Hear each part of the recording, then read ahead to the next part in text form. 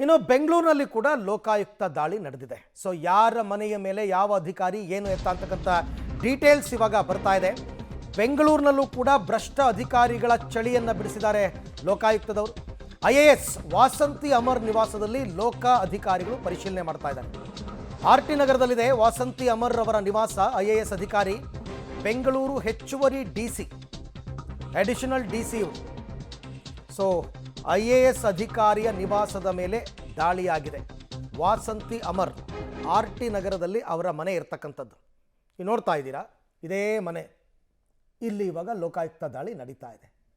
ಅವ್ರಿಗೇನು ಮಾಹಿತಿ ಇರುತ್ತೆ ಲೋಕಾಯುಕ್ತದವರಿಗೆ, ಅದರ ಆಧಾರದಲ್ಲಿ ರೇಡ್ ಆಗಿರುತ್ತೆ. ಸಾಮಾನ್ಯವಾಗಿ ಯಾಕೆ ಬೆಳಗ್ಗೆನೇ ರೇಡ್ ಮಾಡ್ತಾರೆ ಅಂತಂದರೆ, ಸಾಮಾನ್ಯ ಬೆಳಗ್ಗೆ ಹೊತ್ತು ಎಲ್ಲ ಮನೇಲೇ ಇರ್ತಾರೆ, ಎಲ್ಲೂ ಹೋಗಿರಲ್ಲ ಕೆಲಸ ಕಚೇರಿಗಳಿಗೆ. ಅವರೇ ಸಿಕ್ಕಿಬಿಟ್ರೆ ಎಲ್ಲ ಮಾಹಿತಿಯನ್ನು ಪಡ್ಕೋಬಹುದು ವಿವರವಾಗಿ ಅಂತಕ್ಕಂಥದ್ದು.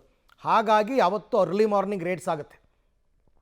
ಈಗ ವಾಸಂತಿ ಅಮರ್ ಅವರ ಮನೆ, ಅಲ್ಲೂ ಕೂಡ ಹೆಚ್ಚುವರಿ DC ಆಗಿ ಕೆಲಸ ಮಾಡ್ತಾ ಇದ್ದಾರೆ. ಅವ್ರ ಮೇಲೆ ಕಂಪ್ಲೇಂಟ್ಸ್ ಬಂದಿರಬಹುದು.